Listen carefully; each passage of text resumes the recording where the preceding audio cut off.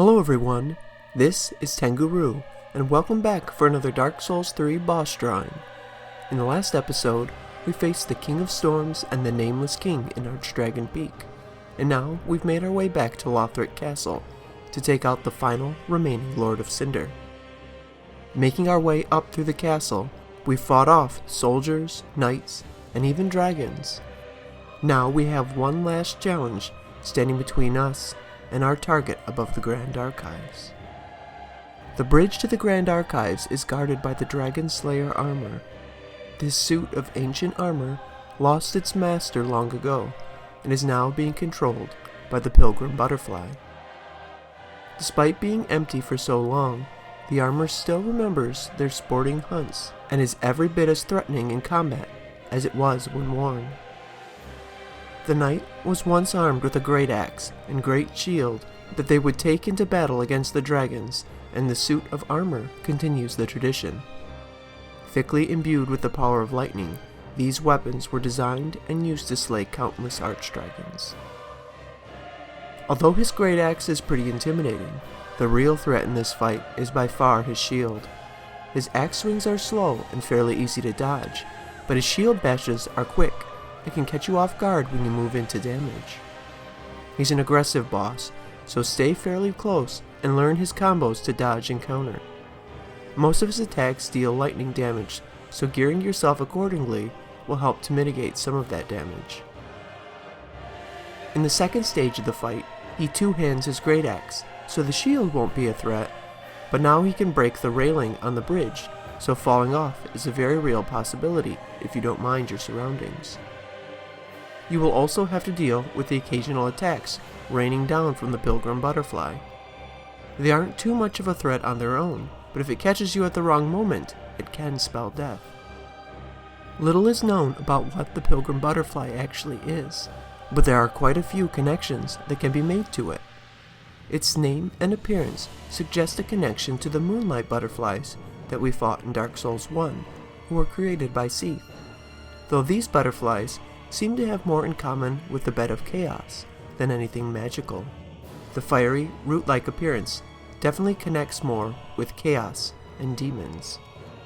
The pilgrim part of their name might mean that there is a tie between these creatures and the pilgrims of Londor that we meet on our journey. It could be that some sort of ascension into a butterfly-like creature could ultimately be the goal of their pilgrimage. There are also many hollows that we find throughout our journey that have partially transformed into a tree that have a very similar appearance to that of the butterfly. Since Londor is the land of hollows, this may reinforce the connection there. The other creature from this world that they resemble are dragons, and it's possible that these creatures are what's left of the dragons in Lothric. It would make sense that a dragon would return to haunt the Dragonslayer's armor, and Lothric was known for its knights that would fight alongside dragons in battle. There are so many possibilities here. Not sure if we will ever truly get any answers, but we can add it to the list of hopeful things to find out about in future DLC. I got a lot of great and well thought out suggestions for our gear in this drawing, and ultimately decided that Ornstein's armor would be the best fit. Ornstein was also a dragon slayer, and we would have just picked up his armor after defeating the Nameless King. Another reason I chose this was the lore connection. The description of his armor states that Ornstein left on Orlando in search of the Nameless King, who we know to be the lost son of Lord Gwyn. He was once the god of war, and Ornstein served under him, so it makes sense that he would leave to find his former master. The issue here is that Ornstein was defeated along with Smo when we encountered them in Orlando.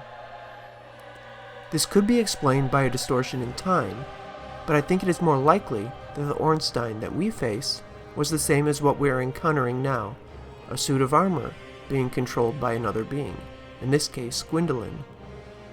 It plays in well with the illusions Gwyndolin created to keep up appearances in Orlando after the gods left, and would help explain Smo's promotion from executioner to knight. The new description on Smo's armor supports this by referring to him as the last knight to stand in defense of the ruined cathedral. Once the Dragonslayer armor is defeated, the pilgrim butterfly that was controlling plummets down to earth. It was a tough fight, and it makes you wonder just who the Dragonslayer was that once wore this armor, and whether or not they were defeated or are still out there like Ornstein was. Either way, the fight is over, and we are clear to make our way into the grand archives of Lothric Castle. This is the last stretch of game before our last Lord of Cinder, who also happens to be the last boss we will face before the final battle. If you have any suggestions for weapons or armor you would like to see used in that drawing, please let me know in the comments below. Leave a like if you enjoyed the video and want to show your support, and subscribe if you haven't already and wish to stay tuned in on my channel. As always, thank you so much for watching. I hope to see you in the next video.